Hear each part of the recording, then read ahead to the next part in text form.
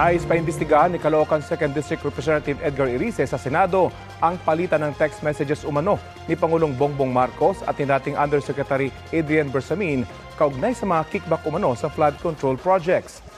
Balita natin ni Joseph Moro. Binasa ni Representative Antonio Tino ang umano'y palitan ng text message ni Pangulong Bongbong Marcos at Adrian Bersamin, dating Undersecretary sa Palasyo. Ang tawag ni Tino kay Bersamin, bagman ng Pangulo, kaugnay sa kickback sa manumalyang flood control projects. Bersamin, complete na po ang 7.122 delivery sa akin.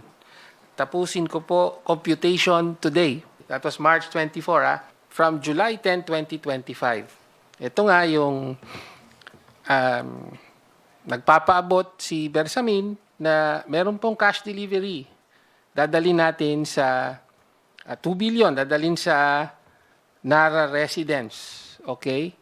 At ang sabi naman ng Pangulo, quote, sasabihan ko si June Baris. Ang mga text message nakuha daw ni Tino at Representative Edgar Irice sa kapwa kongresistang si Leandro Leviste.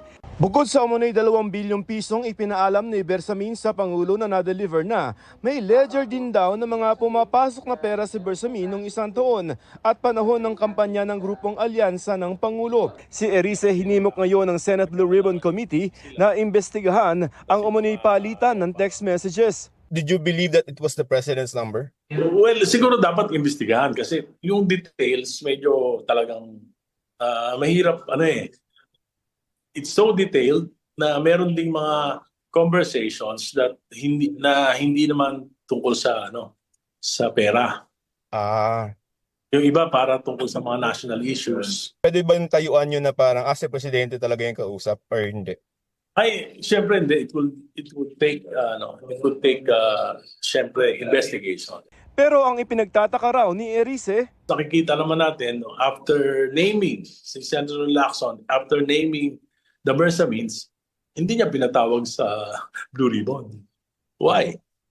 Bakit laging humihinto? Doon ako nagtataka Even in the ICI, di ba? hinihingan namin ng reaksyon dito si Senate Blue Ribbon Committee Chair Ping Lacson.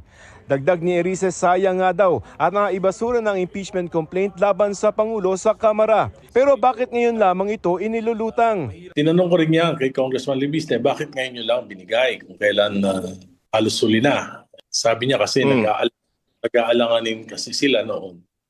Kasi baka parang napaka-powerful nung kanilang binabangga.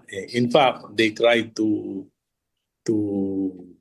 sabi nga na nakipag-usap sa isang bishop, ang payo sa kanila wag na ilabas.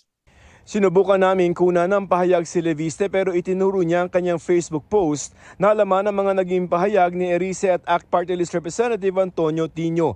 Hiningan namin ng tugon dito ang Malacanang pero nauna na nitong sinabi na wala raw katotohanan ang mga ibinabato sa Pangulo. Joseph Morong nagbabalita para sa GMA Integrated News.